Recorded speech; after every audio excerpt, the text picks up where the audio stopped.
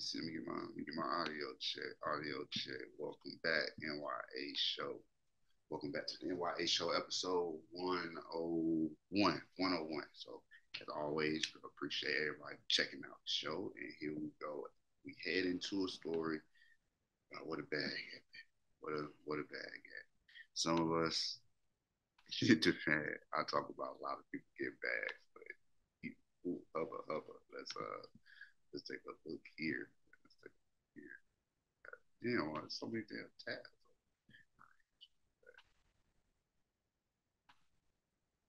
Hope everybody is doing well and had a great week. Let's tune right. Let's see.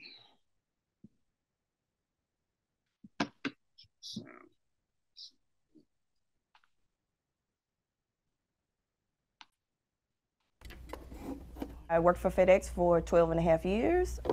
For years, Jennifer Harris climbed the FedEx corporate sales ladder. During her career, she won numerous company awards, including the top award more than once. People go their entire career and never accomplish President's Club. So being able to do that twice. But Jennifer says awards didn't stop workplace discrimination, and it all started with this from a supervisor. You have been very successful as an account executive, and it doesn't seem as if you love your job, that you should consider, going back to something that you love. Jennifer. Okay. All right. So shout out to Jennifer. Shout out to Jennifer Harris for her accomplishments. That she has already achieved inside of FedEx. I would have never known anything about this young lady, or that it could even be people this high up, like us, that accomplished it. And she got all those different awards, so there's no cap, like you said. People ain't even getting that President Club once in a lifetime. I got it twice. So let's just, let's stand on that. That's pretty dope. And I say that we always either overqualify or we under qualify, and they use that to just push us out or just get us out the way. Like, you know what, Greg, you got too much skill, man. Like, I'm like, but the job is more skills. If I got all the skills in the job, is more skills, then don't that mean I'm supposed to get the job? No. They always do this. I'm pretty sure there's many people out there that can relate. Always fishy when I'm trying to get, move around in a company somewhere, and insinuating that I don't love my job. To me, that's already a knock on me. You know what I'm saying? You come around me saying that about me at my job, it's like, yo, what you got going on? Because I like my job. And then if you're saying that, then it's already a push in the back to get me up out the door. You know what I'm saying? Eventually turned to this father-daughter attorney team for help.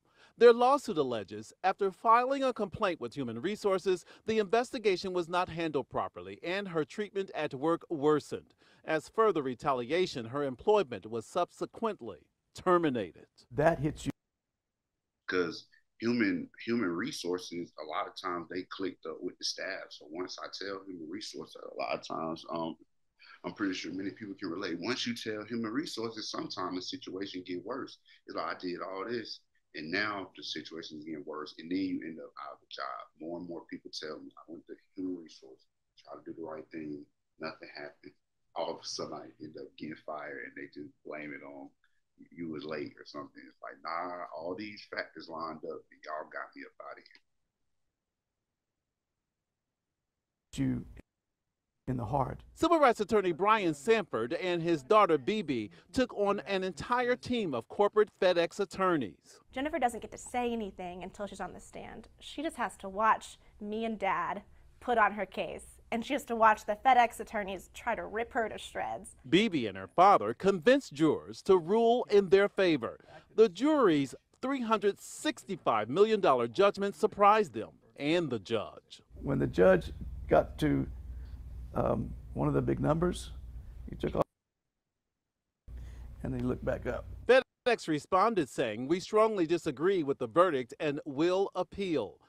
FedEx does not engage in or tolerate retaliation. We followed our protocols for performance management with Ms. Harris and are confident that we acted properly regarding her termination. Now, Jennifer encourages others in the same situation. Figure out a way to at least give it your best shot to fight. In Fort Worth, I'm Scoop Jefferson. verdict to me is another example, like with the Spectrum case with the man that killed the old lady who worked for Spectrum, and they got a big settlement, a big judgment by the jury when it came down. It was a really big number. In her case, 300 and over 300 $1 million. That's a big judgment. Then there was the Facebook is always getting hit with those lawsuits. Y'all see that Facebook get hit with 400 million, 300 million. So these big corporations, when they do get these settlements out, I don't know the math behind it, but a lot of times I think they are trying to prove a point or set an example. Sometimes with the really high payouts, but that's just what I've seen. And I know, of course, they plan to appeal. That's what they're supposed to do. That's just another way to wait out. Like I said, another way to wait out having to pay this money. And then, of course, you just like when you get in a car accident and you can call an attorney and tell them about what happened, and they take on the case. They don't sit there and ask you for it because the United States going off the strength of the business and how it rolls. So I'm pretty sure there should be people out there that can, now that she's won and they know that she's that, security got to be like an IRS kind of team that she can hire, or with the lawyers that she got now, because they went up against some corporate, some real top-notch lawyers to see if they can now push to get the company to pay, because who knows how long it'll be before they actually do pay out any of that money.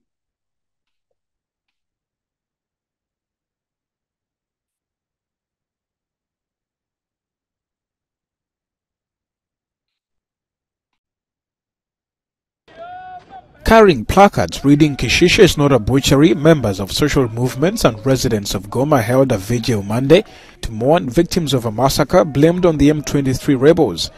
Kinshasa last week accused the armed group of killing hundreds of civilians in Kishishe, a village north of Goma.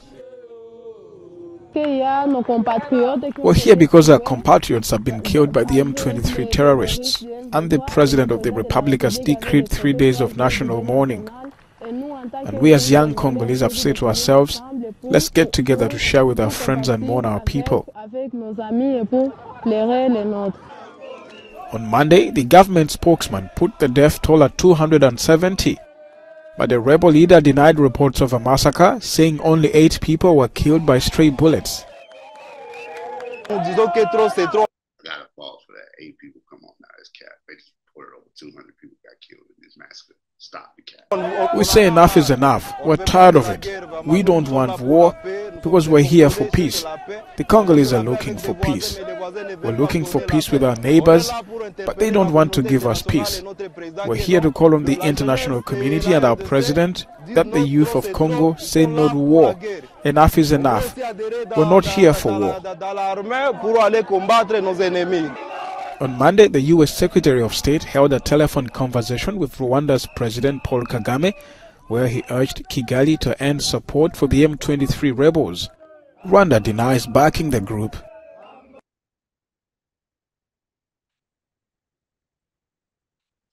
All right, so denies backing the group. All right, so I wanted to look into if the United States really called somebody in Rwanda on the situation, and boom, reached out to the president and said, yo, I know that y'all over there doing what y'all do. Y'all gotta chill out with the killing and the blood and what they said. The Secretary Blinken over here from the United States made it clear that any external support to non-state armed groups in the DRC must end, including Rwanda's assistance to M23. Of course, Rwanda say they got nothing to do with them. They're not doing any funding, but of course, the M23 is an armed group that has been designated by the United States and the United Nations. So to me, I don't know how many of y'all went to school and had designated seats, assigned seats. That sounds like somebody else put me somewhere specifically. So if come on, y'all, put it together. If the rebel group is being designated by these two powerhouses, and then they're telling the person, the puppet in front of it, to go ahead and chill out. It's like, yo, why can't y'all just tell the niggas to chill out? But it's like, oh, it's too big past y'all now. The issue too big, and y'all want us to go in there and fix the situation. They all in on it. And I must say again, that Africa is a continent, so all of these places, imagine if Texas and Alabama, all these places were their own countries. Of course, it would be tricky stuff going on in between state lines with too close, people getting hurt, no big overall united force. So of course, things from each different country are just constant beef war, sneakery.